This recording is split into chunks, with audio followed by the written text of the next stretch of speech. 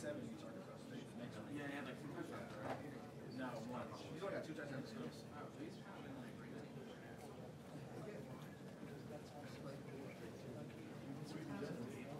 Oh, so he's doing it. He's been that compared to the rest of them. He's the best quarterback in football history.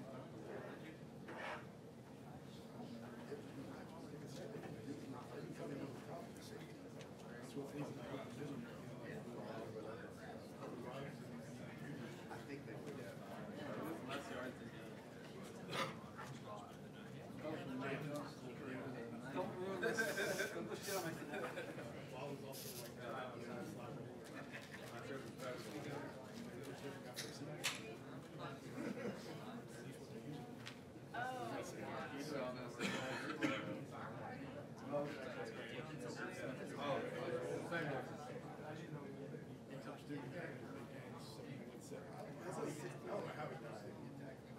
That first play? I don't know. I was like, also, that dude fumbles a lot because I remember it was like the same play Tennessee when they punched it out. Like, what was it, last year they punched it out a lot, like against the other side. Yeah. Or maybe he doesn't fumble a lot. But like, yeah, I was like, dude, that's right. This guy sucks. Balls are really the worst. I'll ask him about that. Yeah, that was definitely one you had to know how to take chances. Like,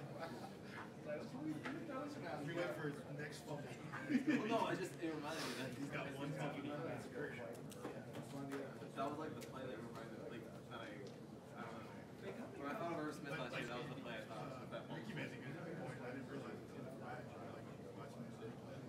I don't think Arkansas was all they're doing is trying to punch stuff out instead of actually so rather than actually trying to bring it down, allow it to I don't know if they thought the only way they could make a difference is force turnovers. I mean, you gotta go boom, pow. First side.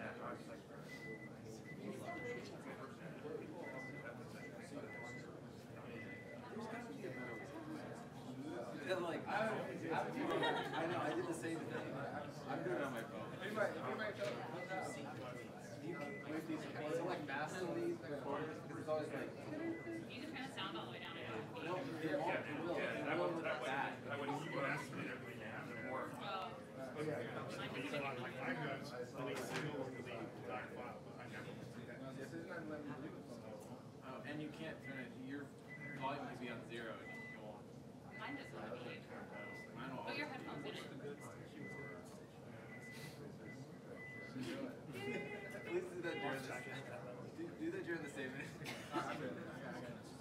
I just like to have at least 2 hours. Because I feel like if you got like less than an hour, you sit there and reading everything.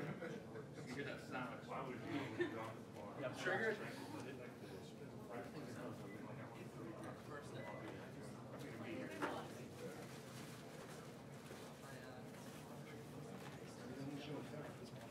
was over the state.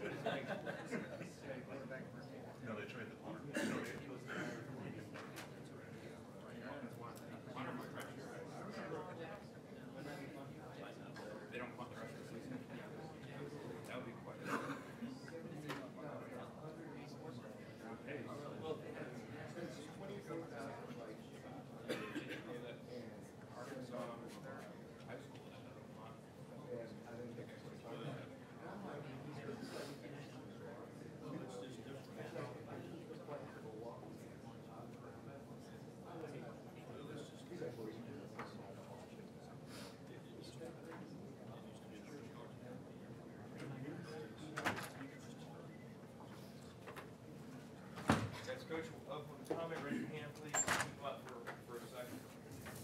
How's everybody today? I don't really have a lot of different feeling about, the Arkansas game after watching the film. I think there's different ways to look at progress. Each experience, whether it's a good experience or a bad experience, has a tremendous amount of value. But the value comes in how you attack and overcome the things that you need to improve on and to continue to improve even if you're having success. So having the right energy level moving forward in terms of how we prepare and what we do to, whether it's improve mistakes, continue to try to do things at a high level, even if in some areas we are having success in those areas, I think is, the key to us becoming the kind of team we need to become. Great to see Ross Persbacher named SEC Offensive Lineman of the Week. He's done a really, really good job, not only in terms of doing his job, but helping everybody else in the offensive line do their job better. You have the Players of the Week. Certainly looking forward to getting back home in Bryant-Denny Stadium, this week. It's always great to play at home. I think very important that we have a great week of preparation, this week. I think this is by far the best offensive team that we've played, to this point.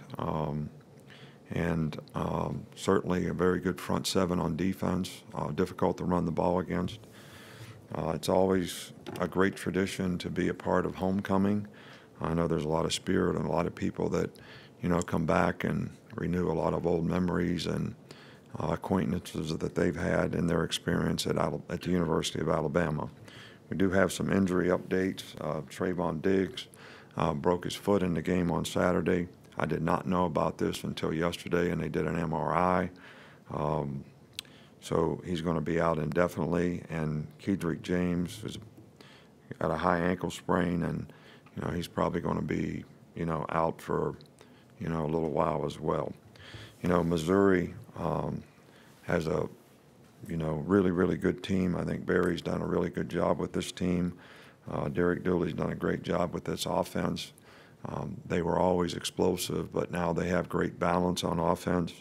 They're running the ball for over 200 yards a game and one of the leading passing teams in the country. Drew Lock is an outstanding quarterback. We got a couple good runners. Got really explosive receivers and a great tight end. Defensively, as I mentioned before, they're second in the SEC against the run.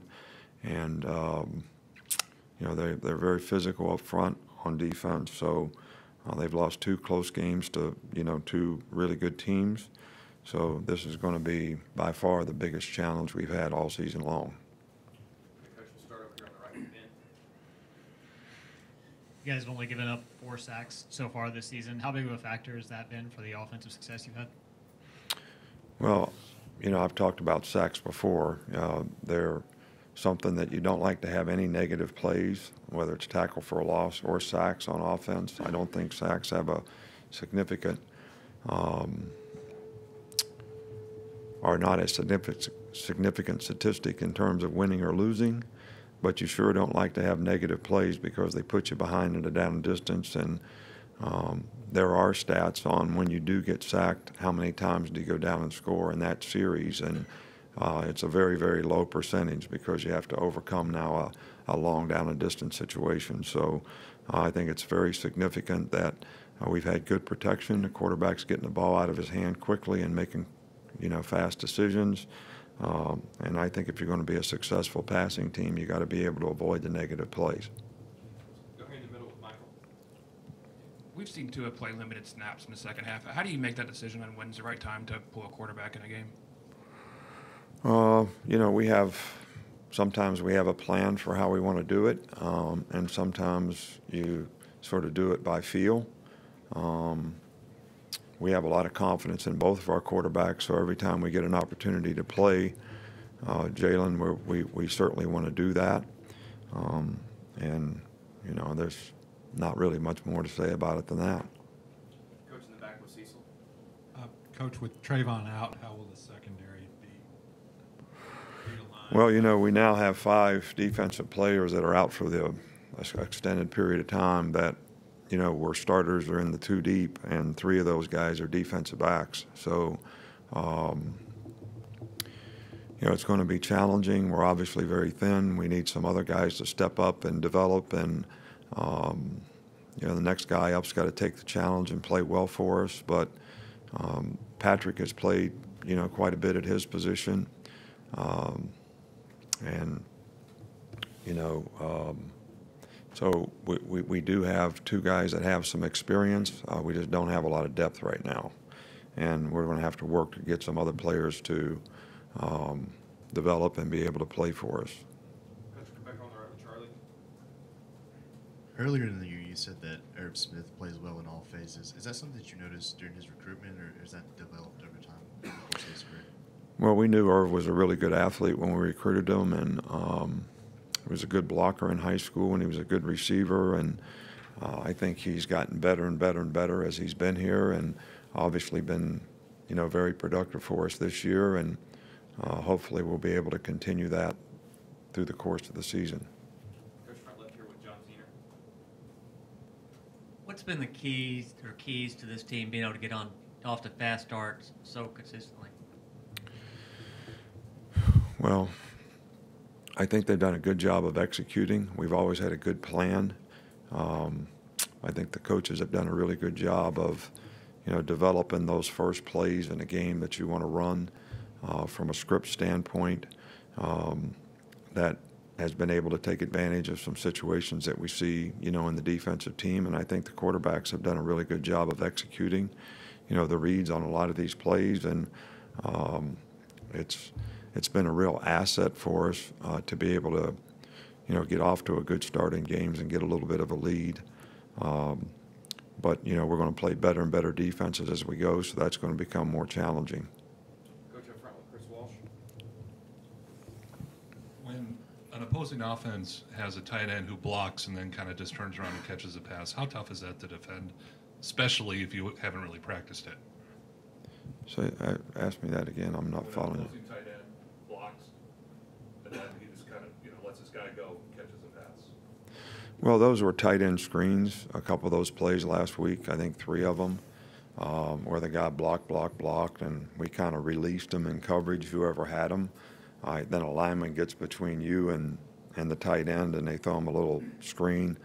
We hadn't seen that play, prior to last week's game, and, it didn't kill us in the game, but it certainly is something that we need to defend better in the future.